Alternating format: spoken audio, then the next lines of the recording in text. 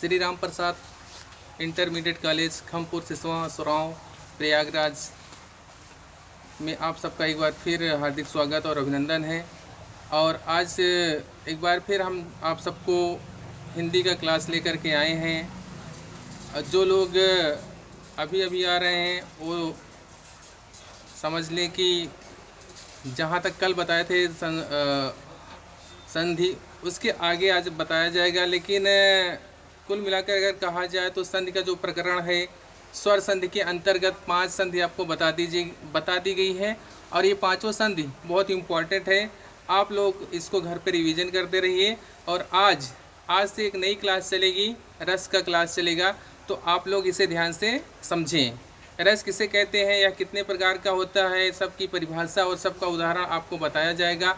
आप लोग इसे बहुत ही ध्यान से सुनिए और समझिए। तो सबसे पहले आपको हम रस बता रहे हैं और उसका शाब्दिक अर्थ।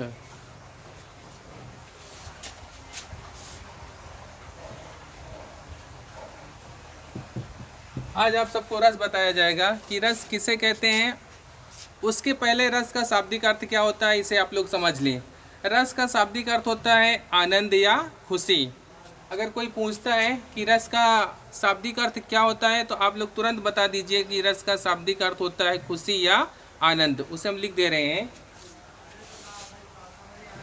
रस का शाब्दिक अर्थ आनंद या खुशी होता है। आप लोग ध्यान से समझें, रस का शाब्दिक अर्थ क्या होता है, खुशी या आनंद। ये इसका शाब्दिक अर्थ है, इसकी परिभाषा नहीं है, आपको शाब्दिक अर्थ बताया जा रहा है रस का। अगर कोई शाब्दिक अर्थ पूछे तो आप बता दीजिए कि रस का शाब्दिक अर्थ आनंद होता है या खुशी होता है। आनंद और खुशी वही समानार्थी शब्द है, एक दूसरे का पर्यायवाची है। आप दोनों में से एक कुछ भी बता सकते हैं। तो ये हो गया रस का शाब्दिक अर्थ। और इसकी परिभाषा क्या है, आप इसे भी आप ध्यान से सुनिए। कोई पूछता है कि रस की परिभाषा क्या होती है, तो रस की परिभाषा आप लोग समझे। रस की परिभाषा,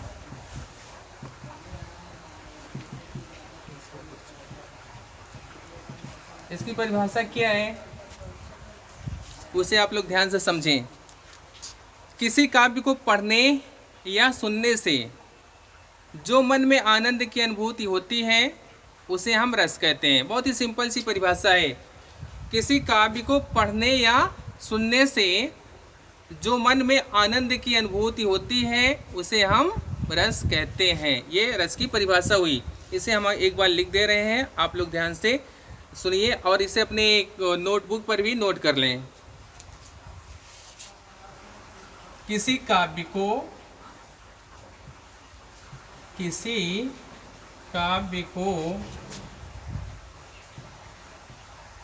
पढ़ने या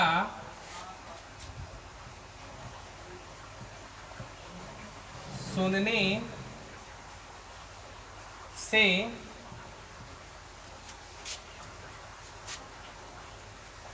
मन में जो आनंद की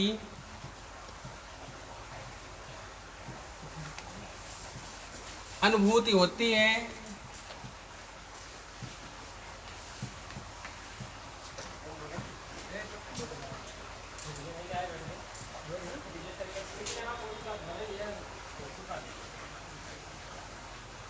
उसे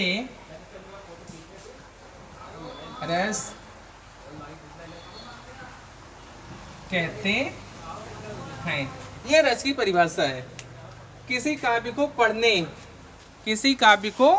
पढ़ने या सुनने से मन में जो आनंद की अनुभूति होती है उसे रस कहते हैं। ये रस की परिभाषा हो गई।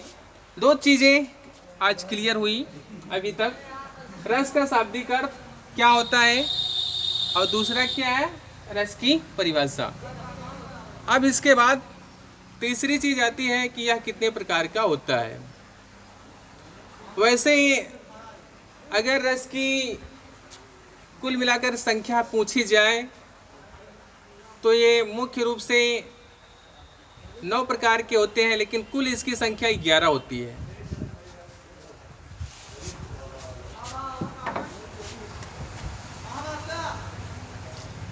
रस के प्रकार। अगर कोई ये पूछता है कि रस के कितने प्रकार होते हैं तो आप बताइए 11। अगर कोई पूछता है कि रस मुख्य रूप से कितने प्रकार के होते हैं तो होते हैं 9।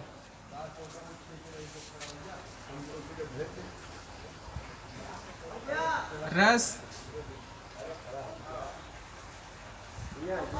मुख्य रूप से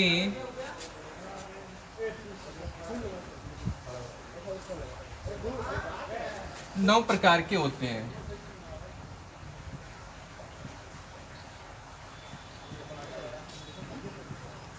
ये मुख्य रूप से कितने प्रकार के होते हैं? 9। मुख्य रूप से रसों की संख्या होती है 9, लेकिन इसकी कुल संख्या कितनी है? 11।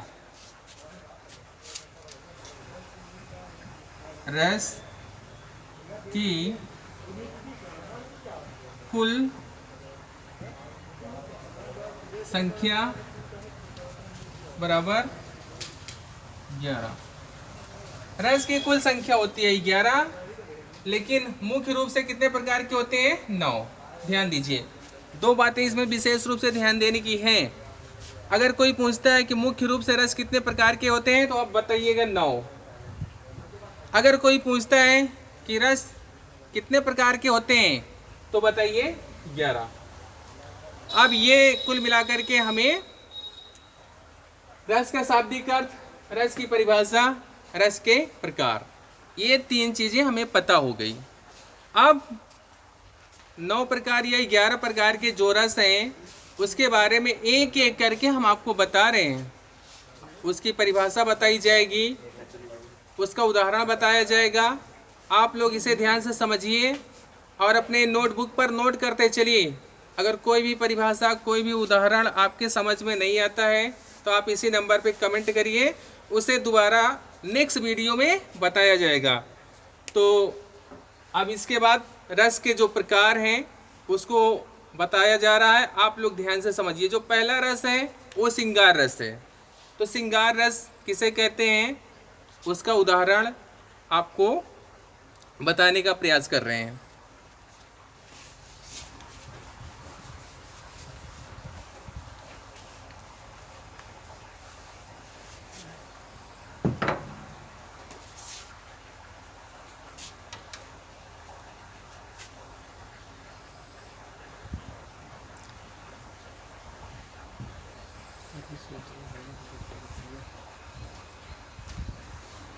देखिए, पहला रस है श्रृंगार रस।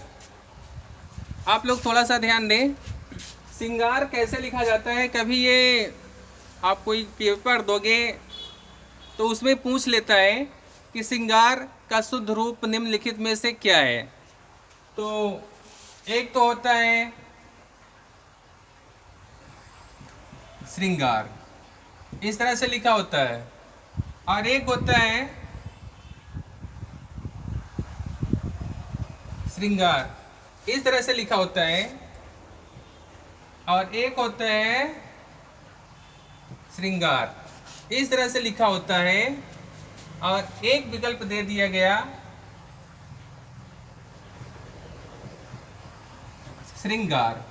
ये मान लीजिए आपके पास 4 विकल्प हैं। एक, इसे मान लेते हैं ए, इसे मान लेते हैं बी, इसे मान लेते हैं सी, और इसे मान लेते हैं डी। अब 4 विकल्प में से पूछा जाता है कि निम्नलिखित विकल्पों में से कौन सा शुद्ध है। तो आपको ये बताना पड़ेगा कि कौन सा शुद्ध है। तो 4 विकल्प हैं ए बी सी डी, इसमें से कौन सा सही है उसे आपको बताना पड़ेगा।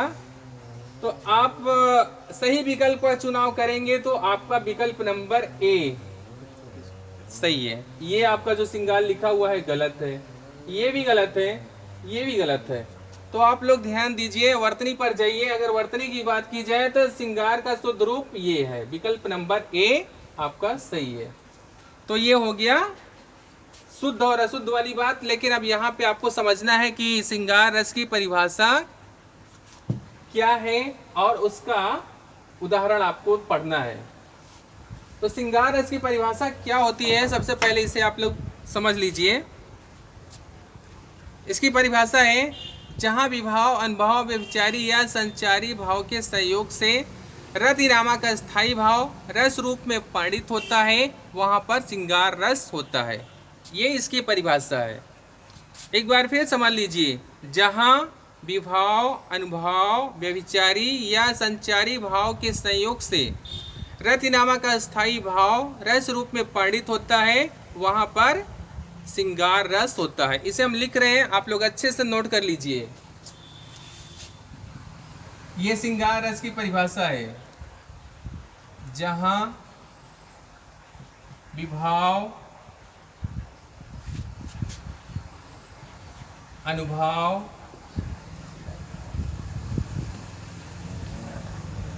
व्यभिचारी या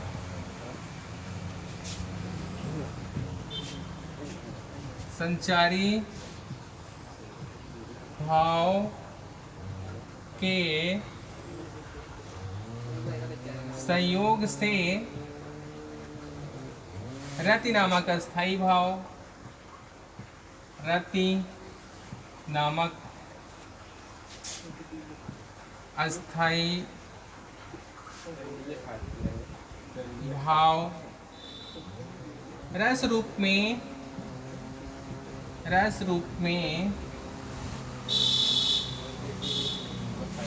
परिणित होता है,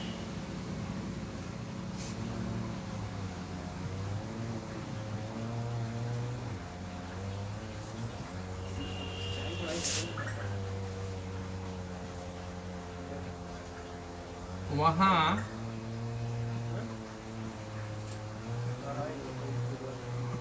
श्रृंगार रस होता है। तो ये रस की परिभाषा है। आप इसे अच्छी तरह से अपने नोटबुक पर नोट कर लें और उसे याद कर लें। जहाँ विभाव, अनुभव, व्यभिचारी या संचारी भाव के संयोग से रति नामक स्थायी भाव रस रूप में परिणित होता है, वहाँ श्रृंगार रस होता है। और इसका स्थायी भाव क्या होता है, इसे भी याद करना है। यानी कि श्रृंगार रस का स्थायी भाव क्या होता है, रति। इसे भी आप लोग ध्यान दीजिए। अब कोई पूछ सकता है कि श्रृंगार रस का स्थायी भाव क्या होता है, तो रति। तो आज कुल मिलाकर के 4 चीजें हो गई। रस का शाब्दिक अर्थ, रस की परिभाषा, रस के प्रकार, और रस के प्रकार में से पहला प्रकार क्या है, श्रृंगार रस। तो श्रृंगार रस की परिभाषा हो गई। अब इसमें एक चीज और ध्यान दीजिए, श्रृंगार रस 2 प्रकार का होता है। ये तो श्रृंगार रस की परिभाषा आप लिख दिए, इससे आपका श्रृंगार रस कंप्लीट हो गया। लेकिन अगर कोई पूछे कि श्रृंगार रस कितने प्रकार का होता है, अभी उदाहरण आपको बताना है। लेकिन उदाहरण बताने के पहले आपको हम श्रृंगार रस का प्रकार बता दे रहे हैं। अगर कोई पूछता है कि श्रृंगार रस कितने प्रकार के होते हैं, तो आप तुरंत बताइए कि श्रृंगार रस 2 प्रकार के होते हैं। श्रृंगार रस 2 प्रकार के होते हैं। श्रृंगार रस 2 प्रकार के होते हैं। और वह कौन कौन सा प्रकार है, श्रृंगार रस का जो नाम है, कौन कौन सा उसका नाम, क्या क्या उसका नाम है, उसे नोट करें। पहला है संयोग श्रृंगार रस, संयोग श्रृंगार रस। और दूसरा है वियोग श्रृंगार रस। तो श्रृंगार रस दो प्रकार का होता है। पहला है संयोग श्रृंगार रस और दूसरा है वियोग श्रृंगार रस। अब इन दोनों का हम आपको अलग अलग परिभाषा बता देते हैं। संयोग श्रृंगार रस की परिभाषा क्या होती है और वियोग श्रृंगार रस की परिभाषा क्या होती है, इसे आप लोग नोट कर लें।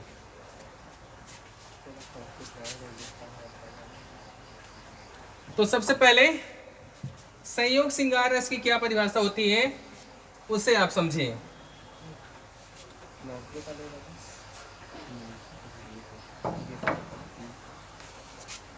पहला क्या है संयोग श्रृंगार रस। संयोग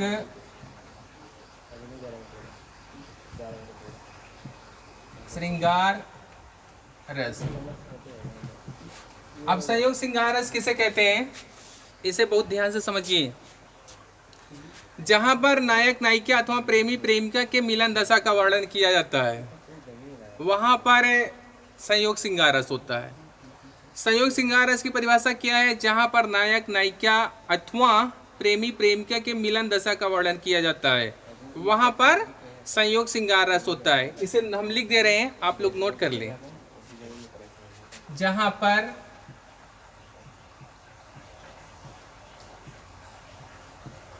नायक नायिका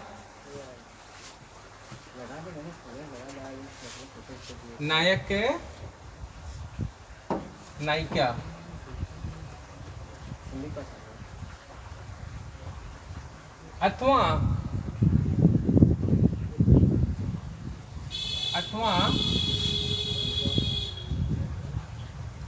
प्रेमी प्रेमिका के मिलन दशा का वर्णन किया जाता है,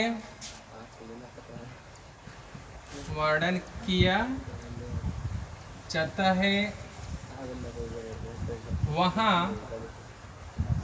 पर संयोग श्रृंगार रस होता है। संयोग श्रृंगार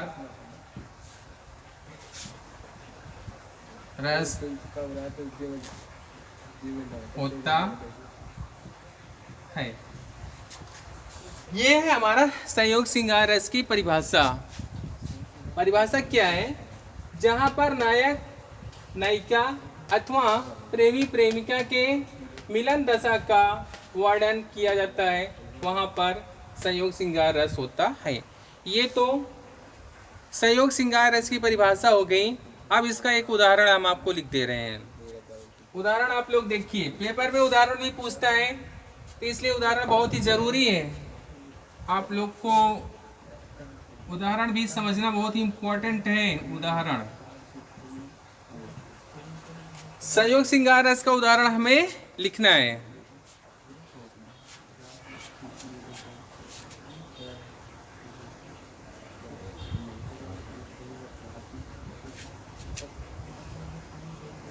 बसो मेरे नयनन में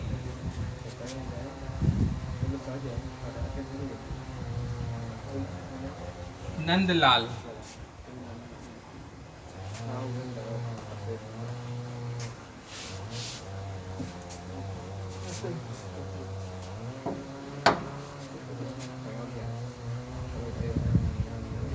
मोर मुकुट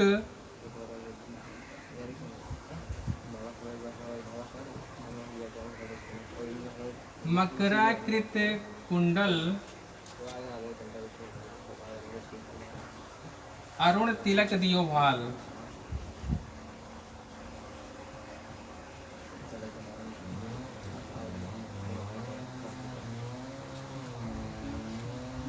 अरुण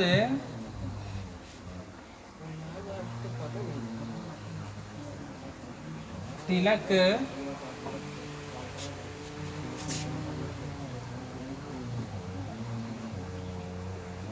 वियोग भाल, ये हमारा संयोग श्रृंगार रस का उदाहरण हो गया। उदाहरण क्या है? बसो मेरे नयनन में नंद लाल, मोर मुकुट मकराकृत कुंडल, अरुण तिलक दियो भाल। ये संयोग श्रृंगार रस का उदाहरण है। अब एक चीज और ध्यान दीजिए, श्रृंगार रस के उदाहरण में हम संयोग श्रृंगार रस का भी उदाहरण लिख सकते हैं और वियोग श्रृंगार रस का भी उदाहरण लिख सकते हैं, दोनों में से किसी एक का। नहीं तो आप लोग यहाँ कंफ्यूज हो जाओ कि हम संयोग श्रृंगार रस का उदाहरण लिखें कि वियोग श्रृंगार रस का उदाहरण लिखें। तो आप लोग ध्यान दीजिए, अगर श्रृंगार रस का उदाहरण आपको लिखना है तो चाहे आप संयोग श्रृंगार रस का उदाहरण लिख दीजिए, चाहे वियोग श्रृंगार रस का उदाहरण लिख दीजिए, दोनों ही आपका सही है, उसमें कोई भी कंफ्यूज होने वाली बात नहीं है। तो ये तो हो गया संयोग श्रृंगार रस की परिभाषा और उदाहरण। आज अब इसका दूसरा प्रकार जो है वियोग श्रृंगार रस, उसकी परिभाषा आप लोग नोट करें। और ये जो परिभाषा है लगभग इससे मिलती जुलती है, थोड़ा सा डिफरेंस है तो उसको हम बता दे रहे हैं। अब इसी के स्थान पे हम लिख देते हैं क्या, दूसरी जो इसका जो दूसरा प्रकार है, दूसरा प्रकार क्या है? नंबर 2 वियोग श्रृंगार रस। इसकी भी परिभाषा क्या है? जहाँ पर नायक नायिका अथवा प्रेमी प्रेमिका के विरह दशा का वर्णन किया जाता है, वहाँ पर वियोग श्रृंगार रस होता है। संयोग में क्या होता था? मिलन दशा का वर्णन किया जाता है, तो उसे संयोग श्रृंगार रस बोला जाता है। लेकिन जहाँ पर विरह दशा का वर्णन, जहाँ पर वियोग दशा का वर्णन किया जाता है, जहाँ पर अलगाव का वर्णन किया जाता है, बिछड़ने का वर्णन किया जाता है, वहाँ पर वियोग श्रृंगार रस होता है। तो परिभाषा क्या होगी? जहाँ पर नायक नायिका अथवा प्रेमी प्रेमिका के मिलन को हटा देते हैं, मिलन के स्थान पे यहाँ पे क्या हो जाएगा? वियोग श्रृंगार रस में विरह दशा का वर्णन किया जाता है, वहां पर अब क्या हो जाएगा? संयोग के स्थान पर वियोग श्रृंगार रस होता है। तो इसकी जो परिभाषा है संयोग श्रृंगार रस और वियोग श्रृंगार रस की लगभग मिलती जुलती है, एक शब्द का दोनों में डिफरेंस रहेगा। वियोग श्रृंगार रस में विरह आ जाता है और संयोग श्रृंगार रस में मिलन आ जाता है। ये तो हो गया परिभाषा वियोग श्रृंगार रस की। अब इसका एक उदाहरण हमें लिखना है। उदाहरण आप लोग देखिए,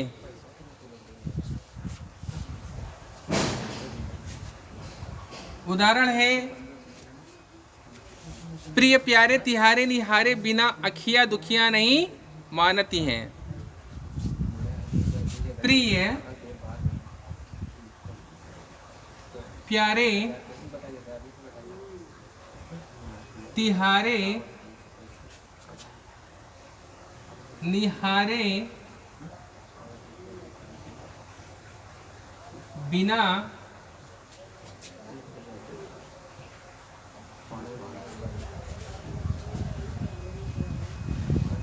अखियां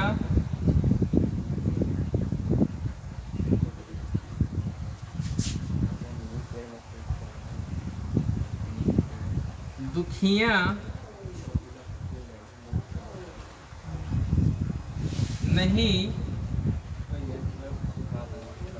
मानती हैं। ये है उदाहरण वियोग श्रृंगार रस का। प्रिय प्यारे तिहारे निहारे बिना अखियां दुखियां नहीं मानती हैं। तो ये हमारा हो गया श्रृंगार रस में जो वियोग श्रृंगार रस है उसकी परिभाषा और उसका उदाहरण। ये आप लोग अच्छे से नोट कर लें और इसे याद कर लें। और इसमें से कुछ चीजें हम आपको और बता देते हैं। और जैसे ये देखिएगा ध्यान से, ये नायक नायिका के बीच में एक चिन्ह लगा हुआ है माइनस का। ये चिन्ह, ये कौन सा चिन्ह कहलाता है? इसे बोला जाता है योजक चिन्ह। ये जानने वाली बात है। ये किस चिन्ह का नाम है,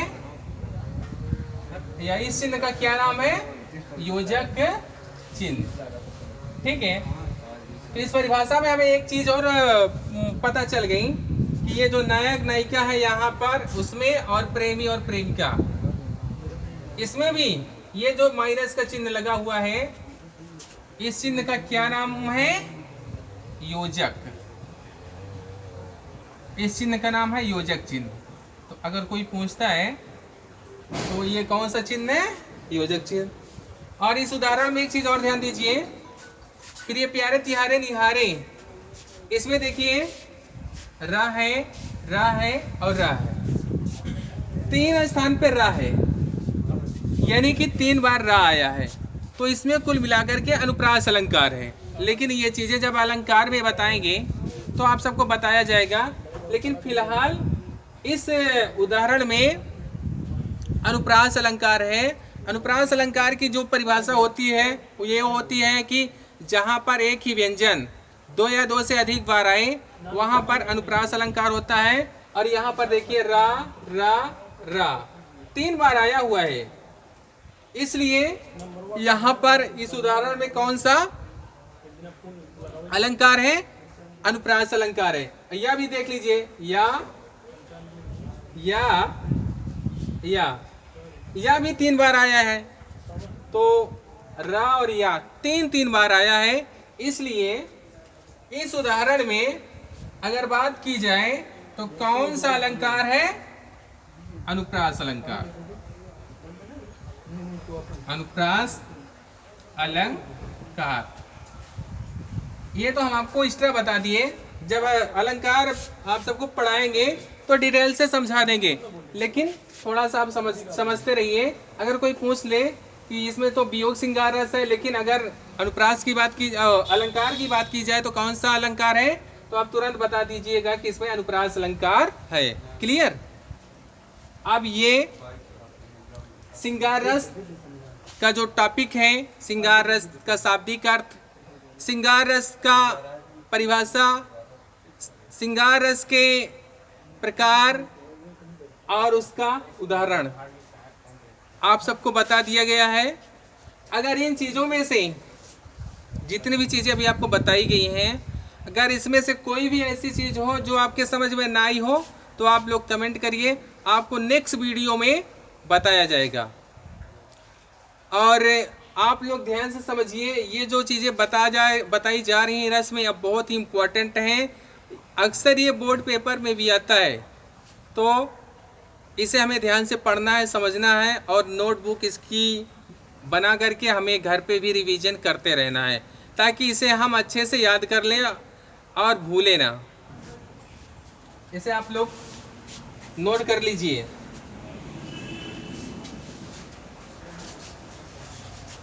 और जो भी चीज़ें एक बार फिर हम आपको बता रहे हैं, आज जितनी भी चीज़ें बताई गई, अगर इसमें से कोई भी चीज़ ऐसी रह गई हो जो आपके ना समझ में आई हो तो आप लोग कमेंट करिए, इसे दोबारा बताने का प्रयास किया जाएगा। और आज की क्लास यहीं से समाप्त होती है और इसके बाद नेक्स्ट वीडियो में बताया जाएगा। धन्यवाद।